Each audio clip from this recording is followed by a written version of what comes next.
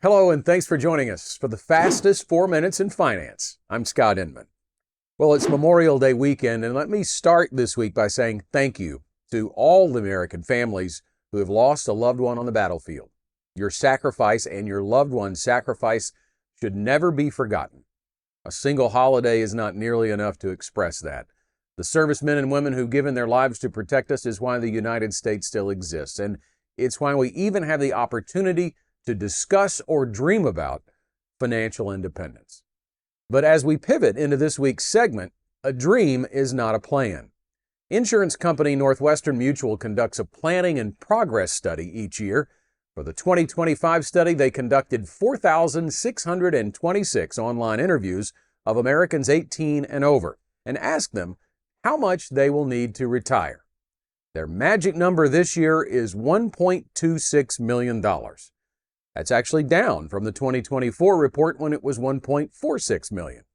Now, in that same study, pollsters asked what Americans' top burning question about retirement was. The top response? How much money will I need to retire comfortably?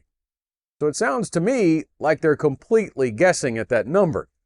There's nothing magic about your retirement, and relying on studies to tell you how much you should have saved to be able to retire is not the right strategy for financial independence.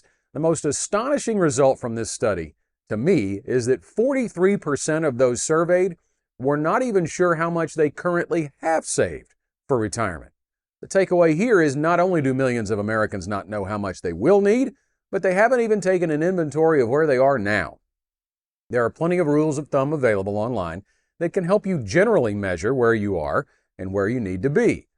Fidelity, for example, says you should aim to save 15% of your annual income and have a goal to have 10 times your annual income by age 67. Of course, that can be challenging because if your income continues to increase substantially over your working years, that may need to be adjusted. The Northwestern study found that only 15% had actually saved that much. 25% of those surveyed had only 1 times their annual income or less. The bottom line here is that your magic number is not the same as your neighbor's magic number. The retirement problem you're trying to solve is to replace your income. The industry standard is a goal of replacing 80% of your work income, but that's still painting with a broad stroke. Your retirement income plan should be built by determining what monthly expenses you will have to pay and quantifying what you want retirement to look like. In other words, what do you plan to do? How will you spend your time? And what will it cost to do all of that? Once your income needs are set, you should then begin to stack up your guaranteed income sources like Social Security to determine the gap that will need to be filled by your retirement savings.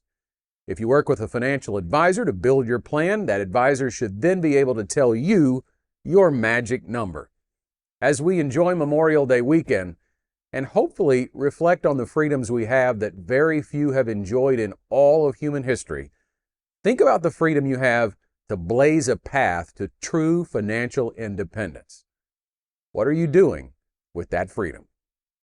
Want to become smarter financially in 4 minutes or less? Sign up at fastest4.com to get insights and updates like this delivered to your inbox weekly.